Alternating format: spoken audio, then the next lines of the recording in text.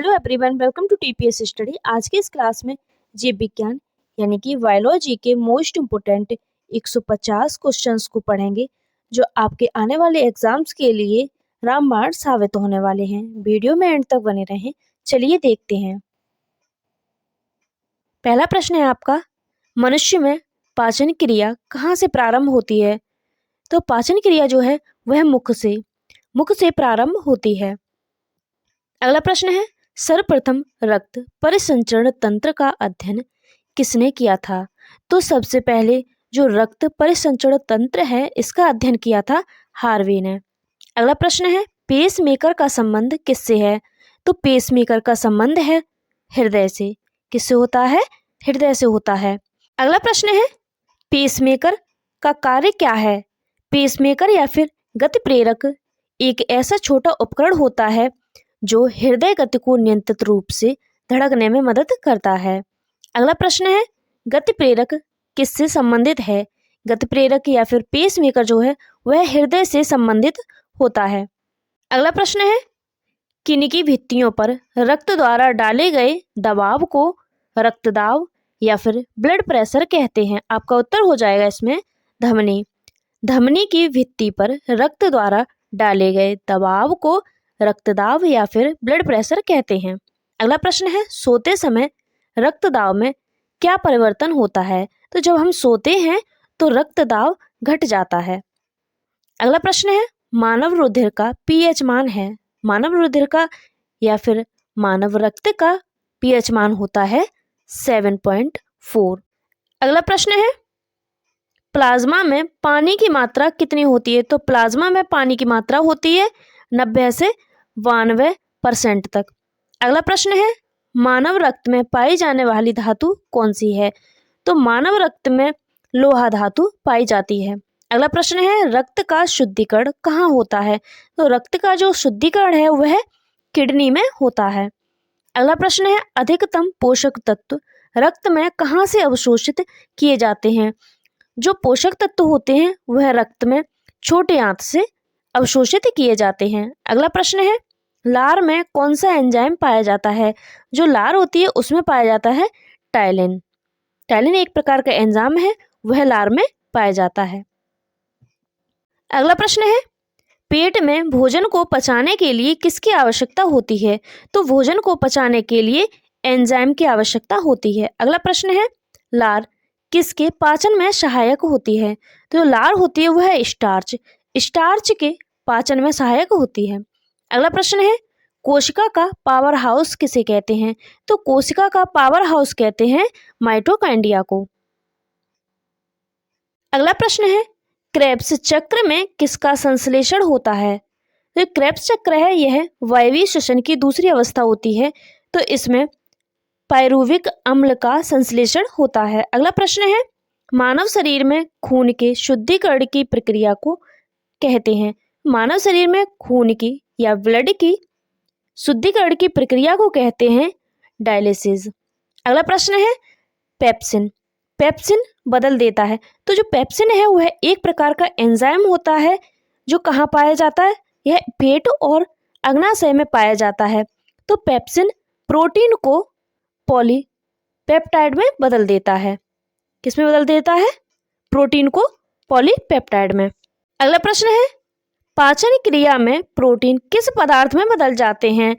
पाचन क्रिया के दौरान जो प्रोटीन होते हैं वह एमिनो अम्ल में बदल जाते हैं। अगला प्रश्न है, वह अंग कौन सा है जो मानव शरीर में ग्लाइकोजन के रूप में कार्बोहाइड्रेट को जमा करता है? तो आपका उत्तर हो जाएगा इसमें यकृत ऐसा अंग है जो ग्लाइकोजन के रूप में कार्बोहाइड्रेट को जमा करता है। अगला प्रश्न है, पित्त किसके द्वारा पैदा किया जाता है? तो जो पित्त होता है वह यकृत द्वारा पैदा किया जाता है। अगला प्रश्न है, पित्त जमा होता है, पित्त कहाँ जमा होता है? तो पित्त जमा होता है पित्ताशय में। अगला प्रश्न है, स्वस्थ मनुष्य का रक्तचाप या फिर सिस्टोलिक व डायस्टोलिक होता है। तो आपका उत्तर हो जाएगा इसमें 120 mm व 80 mm होता है। अगला प्रश्न है, दौड़ लगाते समय मनुष्य का रक्तचाप बढ़ता है या घटता है? तो दौड़ लगाते समय मनुष्य का रक्तचाप जो है बढ़ जाता है। अगला प्रश्न है, सामान्य जीवन काल में मनुष्य का हृदय लगभग कितनी बार धड़कता है? आपका उत्तर हो जाएगा 2 अरब बार, लगभग 2 अरब बार। अगला प्रश्न है, मानव शरीर में हृदय का कार्य है, तो मानव शरीर में हृदय का कार्य पंपिंग स्टेशन की तरह होता है। अगला प्रश्न है, रक्त में लाल रंग किसके कारण होता है? तो रक्त में लाल रंग होता है हीमोग्लोबिन के कारण। अगला प्रश्न है, हीमोग्लोबिन में होता है, तो हीमोग्लोबिन में लोहा धातु होती है। अगला प्रश्न है, शरीर में हीमोग्लोबिन का कार्य है। हमारे शरीर में हीमोग्लोबिन का कार्य होता है ऑक्सीजन का परिवहन। अगला प्रश्न है, हीमोग्लोबिन किसका महत्वपूर्ण घटक है? तो हीमोग्लोबिन जो है वह आरबीसी का महत्वपूर्ण घटक होता है। अगला प्रश्न है, हीमोग्लोबिन का कार्य है। हीमोग्लोबिन का कार्य होता है ऑक्सीजन ले जाना या फिर ऑक्सीजन का परिवहन। अगला प्रश्न है, जब कोई बाहरी पदार्थ मानव रुधिर प्रणाली में प्रविष्ट होता है तो प्रक्रिया कौन प्रारंभ करता है? आपका उत्तर हो जाएगा WBC।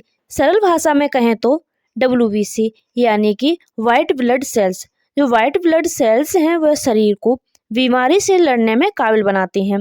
जब मानव शरीर पर कोई बैक्टीरिया या वायरस हमला करते हैं तब हमारे खून में या फिर ब्लड में मौजूद जो सफ़ेद रक्त कोशिकाएं होती हैं या फिर WBC हैं उनसे डटकर सामना करती हैं, जिन्हें हम लिम्फोसाइट्स भी कहते हैं। अगला प्रश्न है, लाल रक्त कणिकाएं कहाँ उत्पन्न होते हैं? तो जो RBC है या फिर लाल रक्त कणिकाएं हैं यह अस्थि मज्जा में उत्पन्न होते हैं। अगला प्रश्न है, किसको RBC का कब्रिस्तान कहा जाता है? तो RBC का कब्रिस्तान प्लीहा को कहा जाता है। अगला प्रश्न है, मनुष्य की लाल रक्त कोशिकाओं का जीवन काल कितना होता है? जो लाल रक्त कोशिकाएं होती हैं या फिर RBC हैं इनका जीवन काल होता है 120 दिन। अगला प्रश्न है, पचे हुए भोजन में मौजूद विषैले पदार्थ का कौन सा अंग चूषक है? आपका उत्तर हो जाएगा यकृत। अगला प्रश्न है, मानव शरीर में लाल रक्त कण का निर्माण कहाँ होता है? तो लाल रक्त कण या फिर RBC का जो निर्माण है वह अस्थि मज्जा में होता है। अगला प्रश्न है, लाल रुधिर कणिकाओं का उत्पादन किसके द्वारा होता है? तो लाल रुधिर कणिकाओं का उत्पादन होता है अस्थि मज्जा द्वारा। अगला प्रश्न है, सफेद रक्त कण या फिर WBC का मुख्य कार्य है? तो WBC का मुख्य कार्य होता है रोग प्रतिरोधक क्षमता को धारण करना।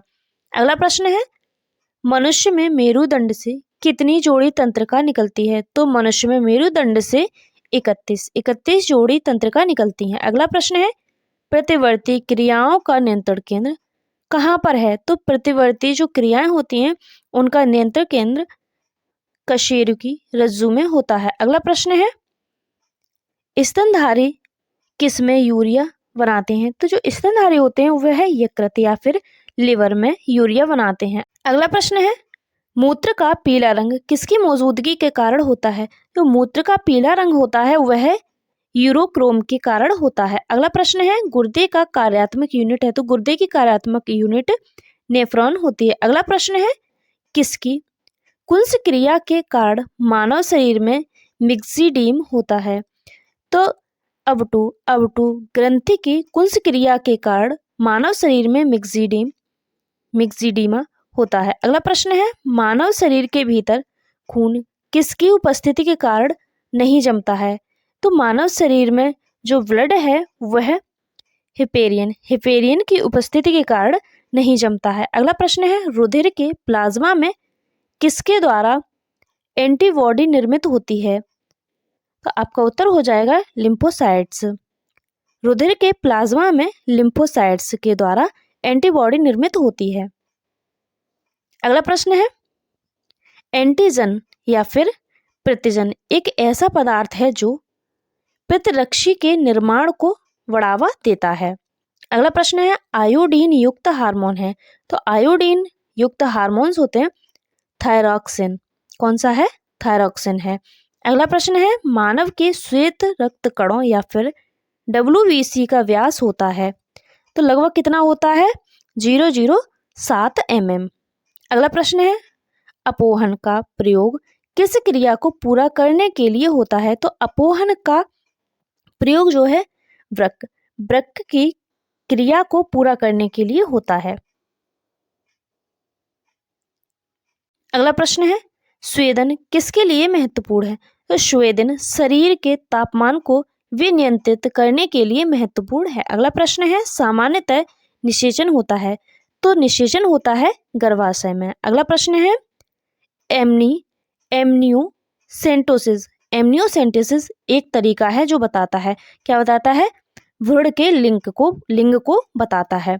अगला प्रश्न है, मानव शरीर में रक्तचाप नियंत्रित होता है? तो रक्तचाप नियंत्रित होता है अधिवृक्क ग्रंथि से। अगला प्रश्न है, जीवन रक्षक हार्मोन किस ग्रंथि से स्रावित होते हैं?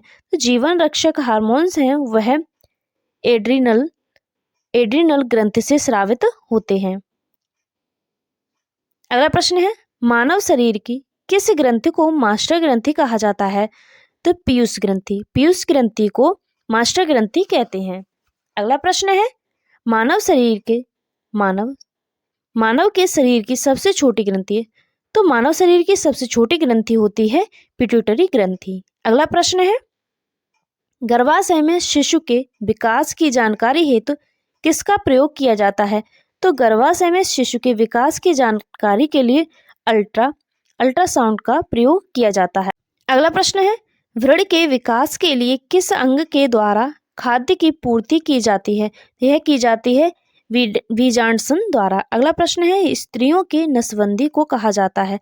स्त्रियों के नसबंदी को कहा जाता है ट्यूबेक्टोमी।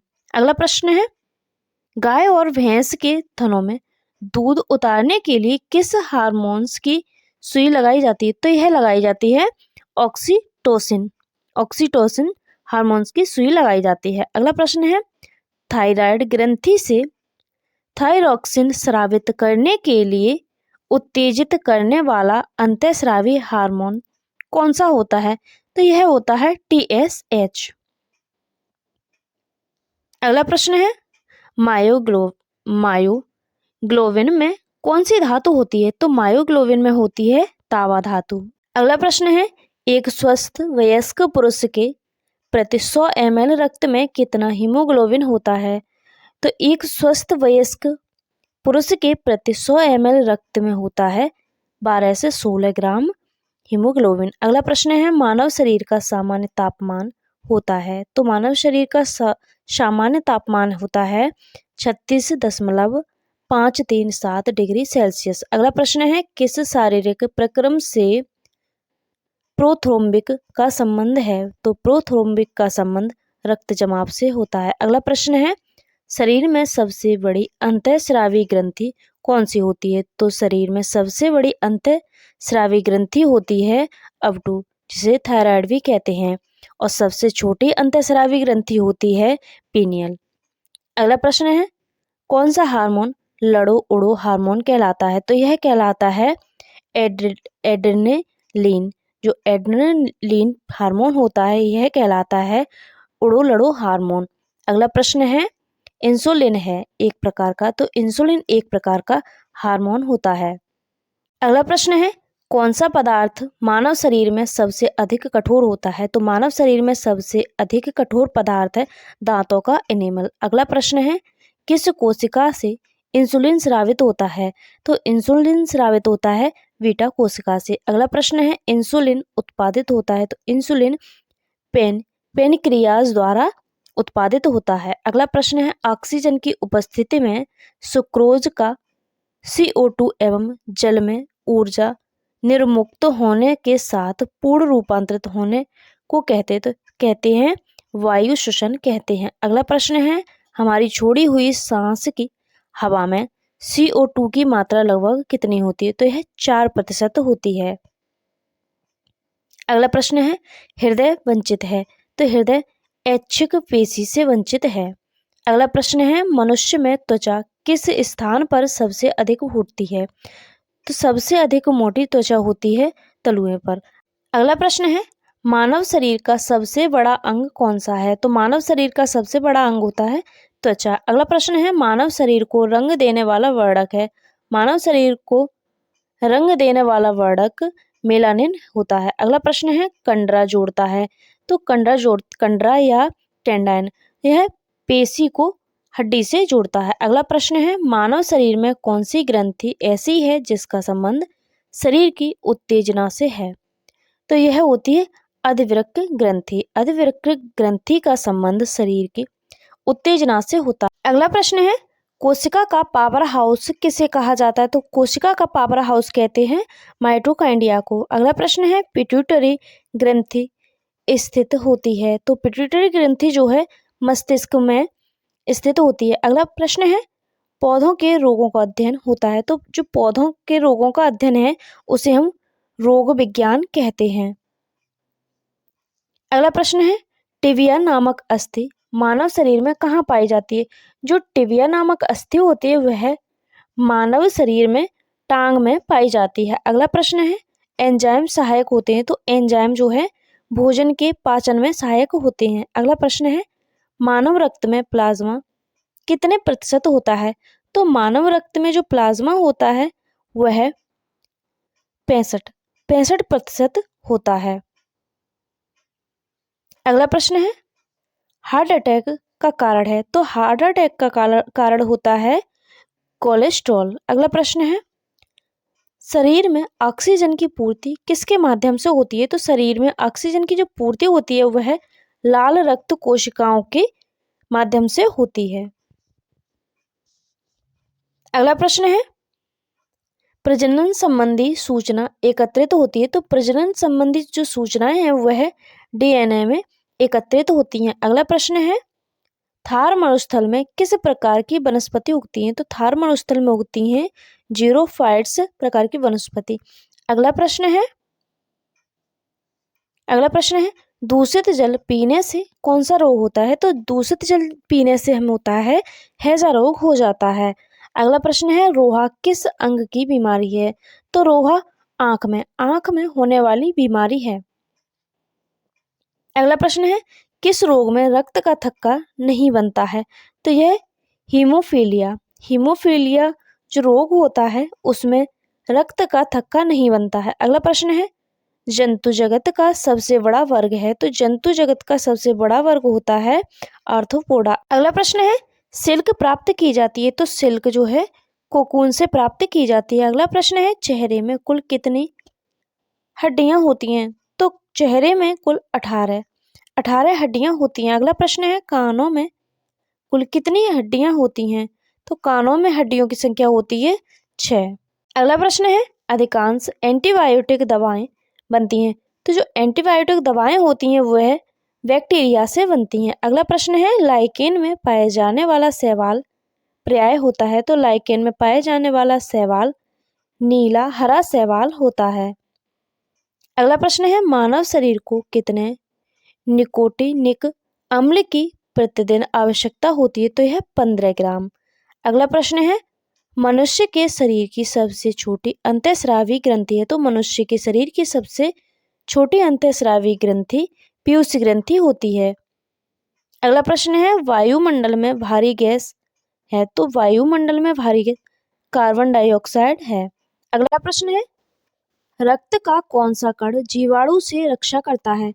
तो यह श्वेत रक्त कण या फिर हम इन्हें WBC भी कहते हैं। WBC जो होते हैं वह जीवाणु से रक्षा करते हैं। अगला प्रश्न है, अंतर्राष्ट्रीय जैविक कृषि फर्म संस्थान कहाँ स्थित है? तो यह लंदन में स्थित है। अगला प्रश्न है, न्यूक्लियस की खोज की थी रॉबर्ट ब्राउन ने। अगला प्रश्न है, कौन सा खनिज लवण शरीर में बहुतायत पाया जाता है? तो यह कैल्शियम जो है वह सबसे अधिक मात्रा में पाया जाता है। अगला प्रश्न है, भारत का केंद्रीय औषधि अनुसंधान संस्थान कहाँ पर है? तो भारत का केंद्रीय औषधि अनुसंधान संस्थान लखनऊ में है। अगला प्रश्न है, विटामिन बी की कमी से कौन सा रोग होता है? तो विटामिन बी की कमी से वेरी रोग होता है। अगला प्रश्न है, विटामिन सी की कमी से कौन सा रोग होता है? तो विटामिन सी की कमी से स्कर्वी रोग होता है। अगला प्रश्न है, दूध में कौन सा विटामिन नहीं होता है? तो दूध में विटामिन सी नहीं होता है। अगला प्रश्न है, विटामिन डी की कमी से कौन सा रोग होता है? तो विटामिन डी की कमी से रिकेट्स रोग होता है। अगला प्रश्न है, किस विटामिन की कमी से खून का थक्का नहीं जमता है? विटामिन के। विटामिन के की कमी से खून का थक्का नहीं जमता है। अगला प्रश्न है, विटामिन ई की कमी से कौन सा रोग होता है? तो विटामिन ई की कमी से वांझपन होता है। अगला प्रश्न है, विटामिन सी का रासायनिक नाम क्या है? तो विटामिन सी का रासायनिक नाम होता है एस्कॉर्बिक अम्ल। अगला प्रश्न है, वसा में घुलनशील विटामिन कौन से है? तो वसा में घुलनशील विटामिन होते हैं विटामिन ए और ई। अगला प्रश्न है, साधारण नमक का रासायनिक नाम क्या है? तो साधारण नमक का रासायनिक नाम होता है NaCl या सोडियम क्लोराइड। अगला प्रश्न है, हंसाने वाली गैस का रासायनिक नाम क्या है? हंसाने वाली गैस का रासायनिक नाम है नाइट्रस ऑक्साइड या फिर N2O। अगला प्रश्न है, धावन सोडा का रासायनिक नाम क्या है? धावन सोडा का है रासायनिक नाम सोडियम कार्बोनेट। अगला प्रश्न है, पीतल किन दो धातुओं का मिश्रण है? जो पीतल है वह तावा और जस्ता का, इन दो धातुओं का मिश्रण होते हैं। अगला प्रश्न है, कैल्सीफेरॉल किस विटामिन का रासायनिक नाम है? तो जो कैल्सीफेरॉल है वह है विटामिन डी का रासायनिक नाम है। अगला प्रश्न है, नेत्रदान में नेत्र के किस भाग का दान किया जाता है? तो नेत्रदान में नेत्र के कार्निया जो भाग है इसका दान किया जाता है। अगला प्रश्न है, किस विटामिन में कोबाल्ट होता है? तो विटामिन बी12 में कोबाल्ट होता है। अगला प्रश्न है, लाल रक्त कणिकाओं का निर्माण हमारे शरीर के किस भाग में होता है? तो अस्थि मज्जा में या वोन मैरो में होता है। अगला प्रश्न है, राष्ट्रीय विज्ञान दिवस कब मनाया जाता है? राष्ट्रीय विज्ञान दिवस मनाया जाता है 28 फरवरी को। अगला प्रश्न है, ब्लड प्रेशर मापने के लिए किस यंत्र का प्रयोग किया जाता है? तो ब्लड प्रेशर मापने के लिए उत्तर स्फेग्नोमेनोमीटर का प्रयोग किया जाता है। अगला प्रश्न है, पायरिया रोग किस अंग को प्रभावित करता है? पायरिया रोग होता है वह मसूड़ों को प्रभावित करता है। अगला प्रश्न है, डेंगू बुखार हमारे शरीर के किस अंग को प्रभावित करता है? तो जो डेंगू बुखार होता है वह हमारे पूरे शरीर को प्रभावित करता है। अगला प्रश्न है, मनुष्य की खोपड़ी में कितनी अस्थियां होती हैं? मनुष्य के खोपड़ी में होती हैं 8 अस्थियां। अगला प्रश्न है, मनुष्य के शरीर में पसलियां कितने जोड़े होते हैं? तो पसलियों के होते हैं 12 जोड़े। अगला प्रश्न है, शरीर की सर्वाधिक प्रबल अस्थि होती है, यह जबड़े की अस्थि होती है। अगला प्रश्न है, मानव शरीर की सबसे छोटी हड्डी होती है स्टेपेज, जो कहाँ कान में पाई जाती है। अगला प्रश्न है, मानव शरीर की सबसे बड़ी हड्डी, तो मानव शरीर की सबसे बड़ी हड्डी होती है फीमर, जो कहाँ पाई जाती है? जो जांग में पाई जाती है। अगला प्रश्न है, मनुष्य के शरीर में पैर की हड्डी खोखली होती है। अगला प्रश्न है, टिबिया नामक हड्डी किस में पाई जाती है? तो जो टिबिया नामक हड्डी है वह टांग में पाई जाती है। अगला प्रश्न है, मानव शरीर के किस अंग की हड्डी सबसे लंबी होती है? तो यह जांग की जो हड्डी होती है वह सबसे लंबी होती है। अगला प्रश्न है, वृद्धावस्था में मनुष्य की हड्डियां क्यों कमजोर हो जाती हैं? तो यह कैल्शियम की कमी के कारण वृद्धावस्था में मनुष्य की हड्डियां कमजोर हो जाती हैं। अगला प्रश्न है, एथलीट को किससे जल्दी और ऊर्जा मिलती है? तो आपका उत्तर हो जाएगा कार्बोहाइड्रेट से। अगला प्रश्न है, लंबे समय तक कठोर शारीरिक कार्य के पश्चात मांसपेशियों में थकान अनुभव होने का कारण होता है? तो यह होता है ग्लूकोज का अवक्षय। अगला प्रश्न है, रक्त ग्लूकोज स्तर सामान्यतः व्यक्त किया जाता है, तो यह भाग प्रति मिलियन में व्यक्त किया जाता है। अगला प्रश्न है, शरीर में ऊतकों का निर्माण किससे होता है? तो शरीर में ऊतकों का निर्माण प्रोटीन से होता है। अगला प्रश्न है, प्रोटीन को माना जाता है, तो प्रोटीन को शरीर का निर्माण करने वाला माना जाता है। अगला प्रश्न है, एंजाइम मूल रूप से क्या है? तो एंजाइम मूल रूप से प्रोटीन होते हैं। अगला प्रश्न है, जैविक सिस्टम में रासायनिक क्रिया की प्रतिक्रिया को तेज करने में उत्तरदायी पदार्थ है? आपका उत्तर हो जाएगा एंजाइम। एंजाइम जो होते हैं वो जैविक सिस्टम में रासायनिक क्रिया की प्रक्रिया को तेज करने में उत्तरदायी पदार्थ होता है। अगला प्रश्न है, सोयाबीन में प्रोटीन का प्रतिशत होता है? तो सोयाबीन में प्रोटीन का प्रतिशत होता है 42%। अगला प्रश्न है, कैप्सूल का आवरण बना होता है? जो कैप्सूल का आवरण बना होता है वह किसका? स्टार्च का बना होता है।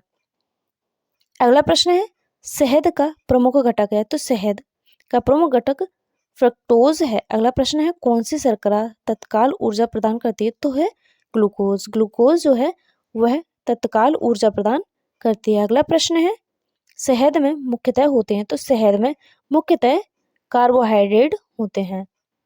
अगला प्रश्न है, सर्वाधिक ऊर्जा प्रदान करता है? तो सर्वाधिक ऊर्जा प्रदान हमें कार्बोहाइड्रेट से होती है। वीडियो अच्छी लगी तो लाइक करें, चैनल को सब्सक्राइब करें। Thank you for watching.